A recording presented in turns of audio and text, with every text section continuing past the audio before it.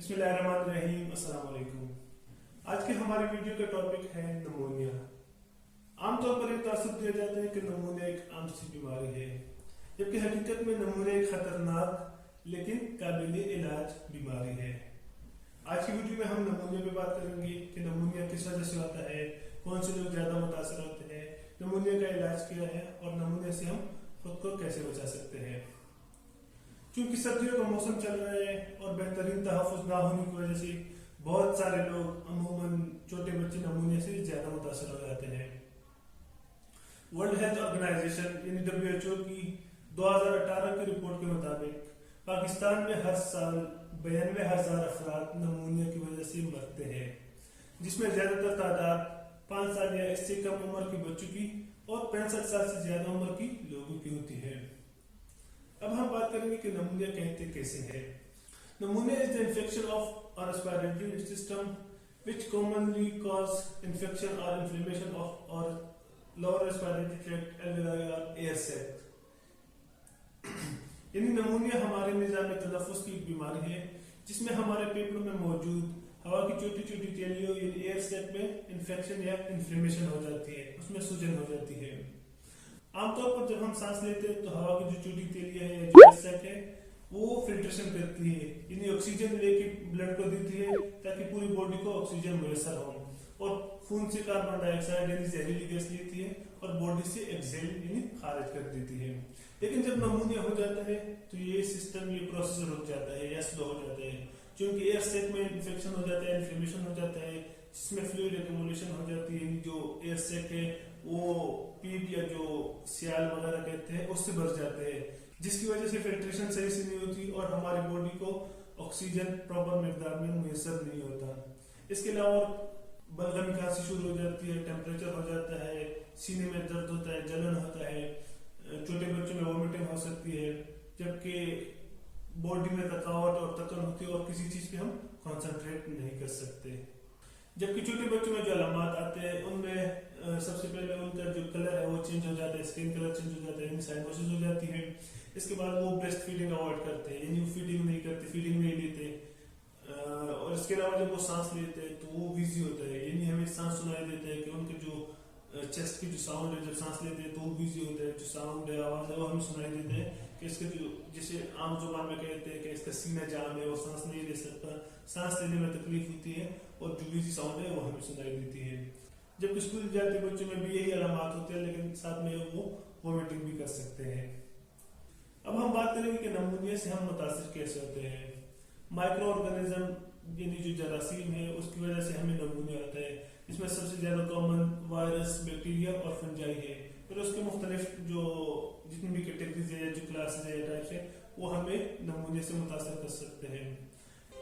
क्योंकि नमूनिया सर्दियों में ज्यादा होता है तो इसकी एक वजह ये भी है कि सर्दियों में लोग घरों से कम निकलते हैं, यानी ज्यादातर लोग घरों में या जो क्लोज एरिया है या जो बंद कमरे हैं या वहाँ पे जहाँ पे हीट या गर्माइश ज्यादा हो वहाँ पे लोग ज्यादा रहते हैं, घरों से बाहर कम निकलते हैं। और यही जो क्लोज एरिया है, यही जो गर्माइश की जगह है, ये माइक्रो ऑर्गेनिज्म यानी जो जरासीम है उनकी भी पसंदीदा तरीन जगह है। यानी इन एरियाज में उनकी जो ग्रोथ है, जो मल्टीप्लिकेशन है वो ज्यादा होती है और इन्हीं जगहों पे यानी वायरस, बैक्टीरिया ज्यादा पाए जाते हैं।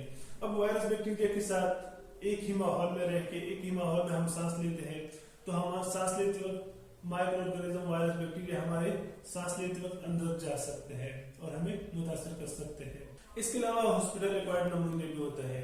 मतलब अगर आप हॉस्पिटल जा रहे हैं या आप हॉस्पिटल में है, एडमिट है, और या किसी से मिलने हॉस्पिटल जा रहे हैं और वहां पे किसी बंदे को नमूनिया है तो उस बंदे से आपको भी नमूनिया हो सकता है। इसका मतलब है कि नमूनिया एक बंदे से दूसरे बंदे में मुंतकिल हो सकता है, यानी नमूनिया एक इंसान से दूसरे इंसान में ट्रांसफर हो सकता है।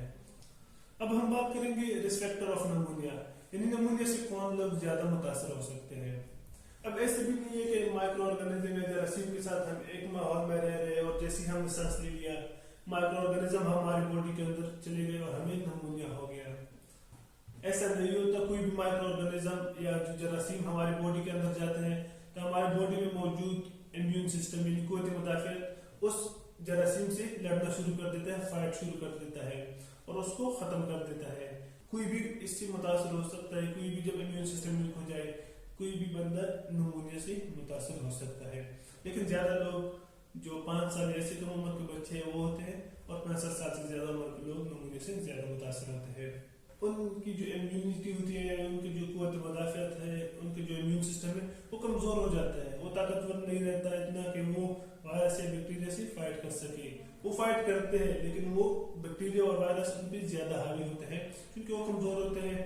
तो इस वजह से छोटे बच्चे जो 5 साल से कम उम्र के बच्चे हैं और 65 साल से ज्यादा उम्र के लोग हैं वो नमूनिया से ज्यादा मुतासर होते हैं। यहाँ तक तो हमने बात कर ली कि नमूनिया क्या है, किसे कहते हैं, किस वजह से होता है, कौन लोग ज्यादा मुतासर होते हैं। अब हम बात करेंगे नमूनिया के इलाज और बचाव पे। नमूनिया के इलाज के लिए सबसे पहले तो डॉक्टर डायग्नोस करते हैं कि आया वाकई नमूनिया हुआ है या कोई और इन्फेक्शन है। डायग्नोसिस के लिए चेस्ट एक्सरे किया जाता है, स्पूटम टेस्ट यानी बलगम टेस्ट किया जाता है, खून टेस्ट किया जाता है, कंप्लीट ब्लड काउंट जिसमें देखा जाता है क्या ये वायरस से मुतासर हुआ है, बैक्टीरिया से या किसी और माइक्रो ऑर्गेनिज्म से मुतासर हुआ है। जबकि डायग्नोसिस हो जाने के बाद, तशखीस हो जाने के बाद उसका इलाज होता है। इलाज 2 तरीके के इलाज होते हैं, etiological treatment and symptomatical treatment. Etiological treatment से मुराद जब हम टेस्ट करते हैं, डायग्नोस करते हैं तो हमें पता चल जाता है कि किस वजह से नमूनिया हुआ है। अगर वो वायरस की वजह से हुआ है तो हम एंटीवायरल थेरेपी देते हैं, एंटीवायरल ड्रग देते हैं। अगर वो बैक्टीरिया की वजह से हुआ है तो हम एंटीबायोटिक देते हैं। एंटीबायोटिक में हम ज्यादातर पेनिसिलिन को रेफर करते हैं, या अगर पेनिसिलिन काम ना करे सही से तो जो सेफालोस्पोरिन ग्रुप है वो भी रेफर कर सकते हैं, या मेप्रोलाइड से भी हम ट्रीटमेंट कर सकते हैं। अब हम बात करेंगे नमूनिया की प्रिवेंशन यानी बचाव पे। खुशकिस्मती से हमारे पास नमूनिया के वैक्सीन मौजूद है, तो जितने भी हमारे 5 साल ऐसे कम उम्र के बच्चे हैं इनको हर बीमारी की वैक्सीन जरूर पिलाएं, ताकि वो उस बीमारी की जो जरासीम है उसको पहचान सके और उसको मार सके, ताकि दोबारा जब भी वो जरासीम हमारे बॉडी पे अटैक करते हैं तो हमारी बॉडी उनको पहले से जानती हो और जैसे ही वो अटैक करे वो उनको खत्म कर सके। इसके अलावा अगर किसी को नमूनिया हुआ है तो वो मास्क का इस्तेमाल जरूर करे, ताकि उसके जो इर्द गिर्द लोग हैं वो इससे मुतासर ना हो। या अगर आप हॉस्पिटल जा रहे हैं या हॉस्पिटल में एडमिट है तो आप मास्क का इस्तेमाल जरूर करें, ताकि कोई भी वायरस या जरासीम जो आप मौजूद है वो आप सांस की वजह से आपकी बॉडी में अंदर नहीं जा सके। इसके साथ अपनी सफाई और अपने बच्चों की सफाई का खास ख्याल रखें। खाना खाते वक्त हाथ साफ हो, आपकी जो नेल्स है वो साफ हो, ताकि किसी भी वायरस या जरासीम को आप अंदर जाने में मदद ना करें। इसके अलावा सर्दियों में दिन के वक्त कोशिश करें कि जो कमरों की खिड़की और दरवाजे हैं उनको खोला रखें, उनको खोला छोड़ें, ताकि जो हवा का तबादला हो वो हो सके, जो पहले से स्टोर एयर हो वो बाहर निकल सके और ताज़ा हवा रूम में आ सके, तो वहां पे मौजूद माइक्रो ऑर्गेनिज्म या जितनी भी जरासीम है वो बाहर निकल सके और आपको रात के लिए साफ और ताज़ा हवा मैसर हो। एक्सरसाइज, अच्छी खुराक और पुरसुकून